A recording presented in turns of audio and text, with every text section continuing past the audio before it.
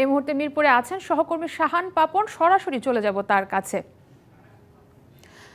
পাপন, আজ একদিন বিরতির পর বিপিএল মাঠে ফিরছে, তো এটা নিয়ে সবশেষ তথ্য জানবো, কিন্তু তার আগে জানতে চাইবো অধিনায়ক নাজমুল শান্ত তার টি-20 ফরম্যাটের অধিনায়কত্বটা ছেড়েছেন, এমন একটা তথ্য এসেছে গণমাধ্যমে বিসিবির পক্ষ থেকে।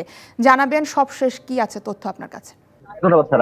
নাজমুল শান্তের ব্যাপারে যে বিষয়টা অনেক আগেই অনেকটাই মীমাংসিত ছিল। আমরা জানি যে সাউথ আফ্রিকার সিরিজ যখন হলো ঘরের মাঠে, তখনই কিন্তু নাজমুল হোসেন শান্ত আসলে বোর্ডকে জানিয়েছিলেন, ফারুক আহমেদকে ইনফ্যাক্ট জানিয়েছিলেন যে আমি আসলে অধিনায়কত্বটা করতে চাই না, অর্থাৎ টোটাল অধিনায়কত্বটাই তিনি ছেড়ে দিতে চান। কিন্তু পরবর্তীতে যেটা ফারুক আহমেদ আমাদেরকে জানিয়েছিলেন যে আসলে নাজমুল শান্ত অধিনায়কত্বটি করতে চায় না, তবে কেন করতে চায় না সেই বিষয়টা তিনি জানার চেষ্টা করবেন। সাউথ আফ্রিকার বিপক্ষে বাংলাদেশ যখন চট্টগ্রামে টেস্ট ছিল, সেখানে উড়ে গেলেন বিসিবি প্রেসিডেন্ট। সেখানেই আসলে মিটিংটা হয়েছিল দুজনের মধ্যে, এবং সেখানে একটা সিদ্ধান্ত নেওয়া হয় যে নাজমুল হোসেন শান্ত টি-20-তে অধিনায়কত্বটা করবেন না, বাকি দুই ফরম্যাট আছে সেই দুই ফরম্যাটে অধিনায়কত্ব করবেন।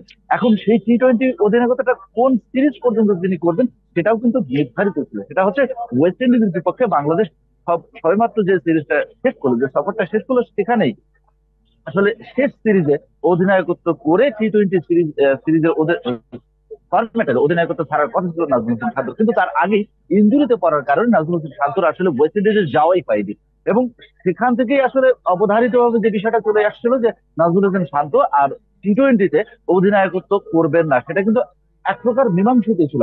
গতকালকে যেটা হয়েছে, গণমাধ্যমকে বিসিবি সভাপতি যেমনটা জানিয়েছিলেন যে আসলে নাজমুল হোসেন শান্ত টি-20 অধিনায়কত্ব করতে চান না, আমাদেরকে বিকল্প কিছু একটা ভাবতে হবে। যেহেতু সামনে কোনো টি-20 সিরিজ নেই, আপাতত তিনি দুই ফরম্যাটের যে অধিনায়কত্বটা করছেন সেটাই তিনি করবেন।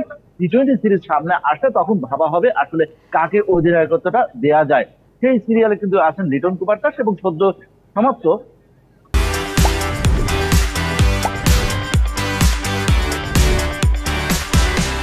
ওয়েস্ট ইন্ডিজে ভালো আপনি বলছিলেন জাতীয় দলের খবরটা আমরা শুনছিলাম আপনার কাছে। এবার একটু বিপিএল এর তথ্য জানতে চাইবো। কিছুক্ষণ পরে আরেকটা ম্যাচ শুরু হতে যাচ্ছে, এখন এই মুহূর্তে বিপিএল এর দর্শকদের মাঝে কেমন এই ম্যাচ ঘিরে উত্তেজনা দেখছেন?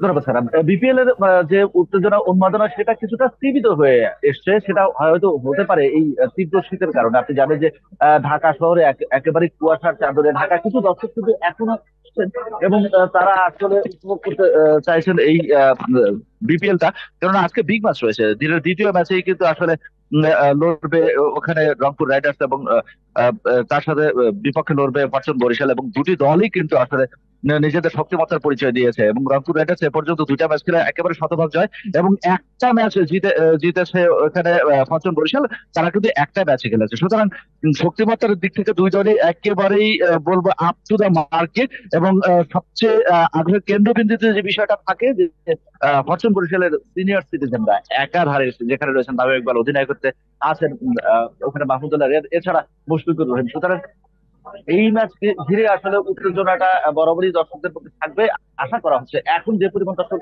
ঢুকছে স্টেডিয়াম গেটে, তার চেয়ে দ্বিগুণ দর্শক হবে দিনের দ্বিতীয় ম্যাচে, এবং সেই দ্বিতীয় ম্যাচ ঘিরে উন্মাদনার আরো একটা কারণ হতে পারে। সেটা হচ্ছে যে আমরা দেখেছি প্রথম ম্যাচে ফরচুন বরিশালকে কিন্তু 198 রানের টার্গেট চেস করতে গিয়ে 203 রান করে ম্যাচ জিতেছিল। আমরা আশা করব পরের ম্যাচটা সহ প্রথম ম্যাচটাতেও একটা হাড্ডাহাড্ডি লড়াই আমরা দেখতে পাবো। পাপন, অনেক ধন্যবাদ আপনাকে।